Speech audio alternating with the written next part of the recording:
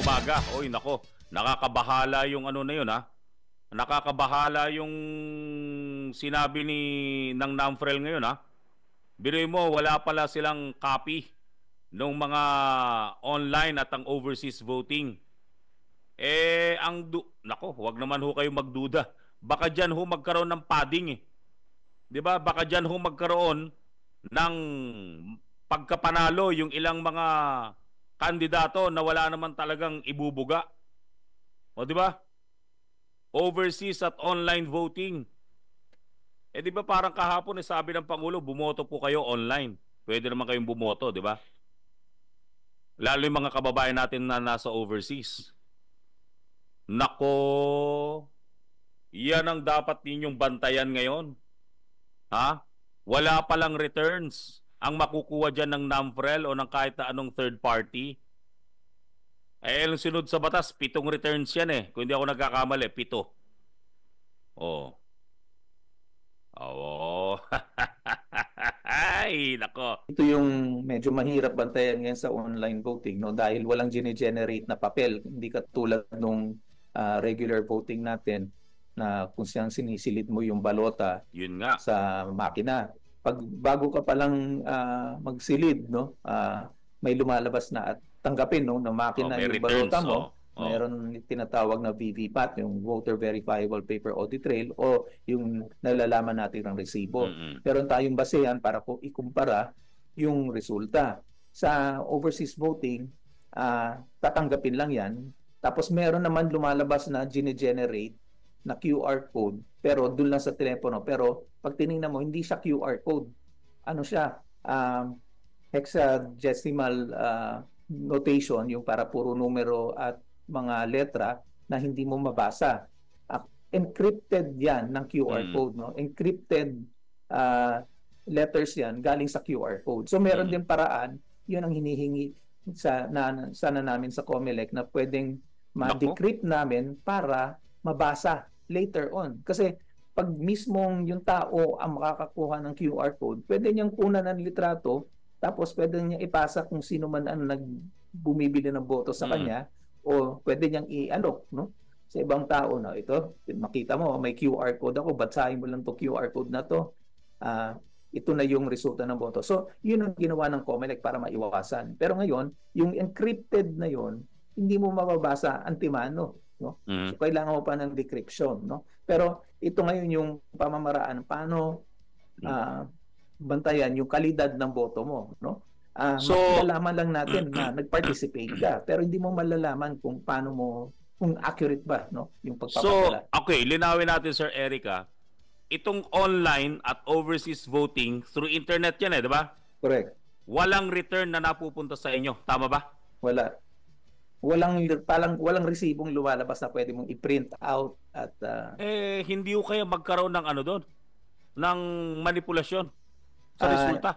Kaya nga hinihiling natin sa COMELEC later on na pwedeng i-decrypt later on para malaman. Kasi walang paraan yun eh. Hindi katulad yung sa, kunyari, sa mga mobile wallets natin, di ba? Pag gumagamit tayo ng mga electronic wallets, may lumalabas na ito yung transaction ko, ito yung mga resulta ayon dun sa transaction ko. Hindi ko kaya magkaroon ng padding ng votes doon? Meron naman. Sa online at overseas voting? Yun ang gusto namin makuhang assurance sa COMELEC, na yung decrypted na lumalabas na halo-halong letra, pati mga numero, ayon talaga dun sa boto. No? May paraan yan. No? Pinapag-usapan yan, no, natin, magagawa natin ang audit yan. Pero hindi pa pinapayagan ngayon ng COMELEC, no? Dahil siyempre maselang yun, no?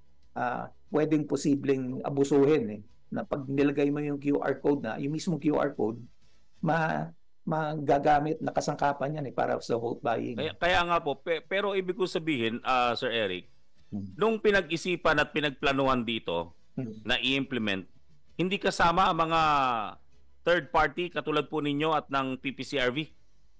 Hindi po kami kasama dun sa paggagawa nung planong yon, no, yung decision na yon, no. Sana may paraan nga, no, na pwedeng gawin yon Kaya nga naantala ng konti yung certification. Naalala mo na ngayon lang i-release yung certification, no, ng independent certifying entity dahil dun nga sa pagtatalong yon kung paano gagawin yung sistema para dun sa overseas voting counting system. No? Nananawagan pa naman ng Pangulo na bumoto mga kababayan natin through online at overseas. So talagang malaking tiwala. Ayokong pagdudahan yung sistemang yan, Sir Erica. Pero nakakagulat lang itong binanggit nyo ngayon na wala pala kayong returns na nakukuha dyan sa online at overseas voting na yan. Oo, wala. Yun lang ang ano. Yun yung parang flaw dun sa transparency side ng internet voting. Hindi mo pwedeng i-print yan, no? Dahil siyempre, pag pininin po nga yan, malaking paraan yan, no? Para gawin talaga ng massive vote buy-in. Biro mo, yan tayong 1.3 million, no? So, baka nga ho, ipad yung resulte. Ibig sabihin, hindi ho kayo binigyan din ng access code para doon sa, kasi pag pinasok mo yung site, magfa-funnel yan sa isang linya, di ba? Doon kayo makakaboto. Hindi ko kayo binigyan ng access doon sa isang linya na yon? Hindi. Kasi pag ginawa mo yan sa internet or digital transaction, malalaman mo kaagad din kung paano bumoto yung tao.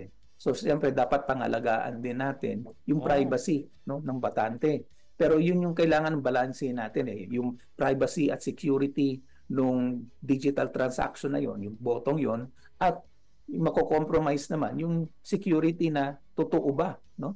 Na sapat ba at tama ba yung transaction mo. So, yun ang hinihiling namin sa COMELEC ngayon na whether ba later on may proseso naman na makuha at ma-decrypt namin yung datos na galing sa transaction na yon. Anong sagot wala nila? Pa.